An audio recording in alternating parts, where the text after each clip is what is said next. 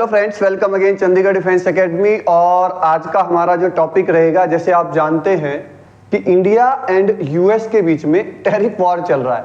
अब Donald Trump आते हैं और अपना 95 कंट्रियों के ऊपर क्या लगा देते हैं, टैरिफ लगा देते हैं। और इससे दुनिया का जो शेयर मार्केट है वो क्राइसिस की तरफ जाते जा रहा है।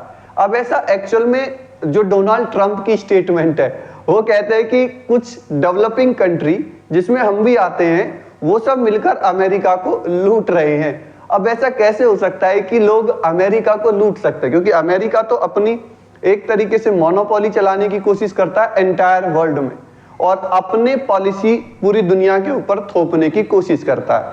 अब इंडिया और यूएस का इशू क्या है? इंडिया बहुत दिन से जो पेट्रोलियम है वो परचेज किससे कर रहा है? रशिया से कर रहा है। अब एक कॉन्सेप्ट याद रखना, nobody your permanent friend and nobody your permanent enemy, interest always permanent। आपका इंटरेस्ट परमानेंट है तो इंटरनेशनल लेवल पे हमारा कोई ना तो दुश्मन है और ना कोई हमारा फ्रेंड है, बट हमारा इंटरेस्ट परमानेंट है क्योंकि हम वही गुड्स परचेज करेंगे।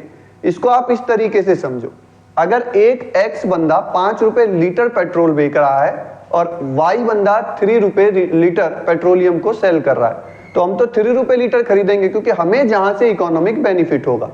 सेम कॉन्सेप्ट अब होता क्या है, इंडिया इसीलिए किससे खरीद रहा है? रशिया से। अब अमेरिका इस बात के अगेंस्ट है।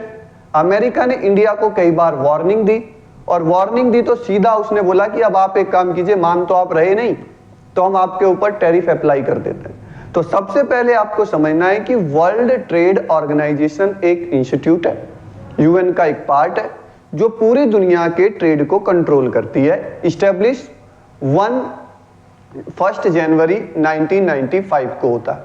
इसमें एक कॉन्सेप्ट आपको देखने को मिलेगा कि अगर किसी इंडिया का कोई प्रोडक्ट वो यूएस में जाकर सेल हो रहा है तो इंडिया में उसकी कंपनी या फिर फैक्ट्री इस्टेब्लिश है। अगर फैक्ट्री है तो फैक्ट्री में काम करने वाले लोग होंगे और जो लोग होंगे उनको क्या मिलेगा? एम्प्लॉयमेंट मिलेगा। एम्प्लॉयमेंट मिलेगा तो उनके पास इनकम होगी और अगर इनकम होगी तो कुछ ना कुछ इनकम को वो री इन्वेस्टमेंट करेंगे और री इन्वेस्टमेंट अगर किसी कंट्री में होने लगता है तो वो कंट्री डेवलप होने लगता है। कॉन्सेप्ट समझ गए? तो सबसे पहले अगर किसी कंट्री को डेवलप करना है तो उस कंट्री के पास अपनी इंडस्ट्रियां होनी चाहिए।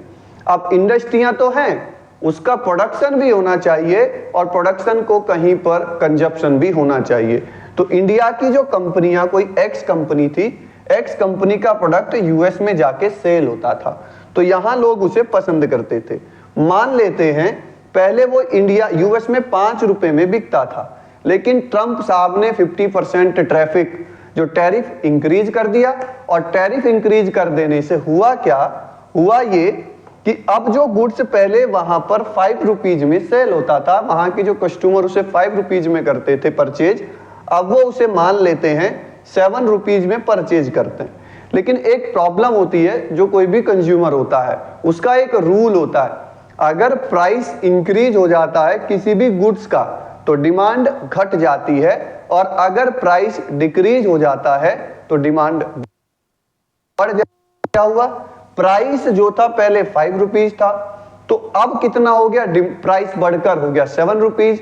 तो जो गुड्स है उसकी डिमांड यूएस मार्केट में क्या होगी? ऑटोमेटिक कम हो जाएगी।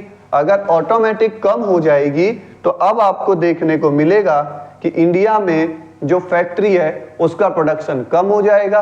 प्रोडक्शन अगर कम होगा तो कंपनी अपने एम्प्लॉयमेंट से एम्प्लॉयमेंट वापिस लेने लगेगी एम्प्लॉयज से।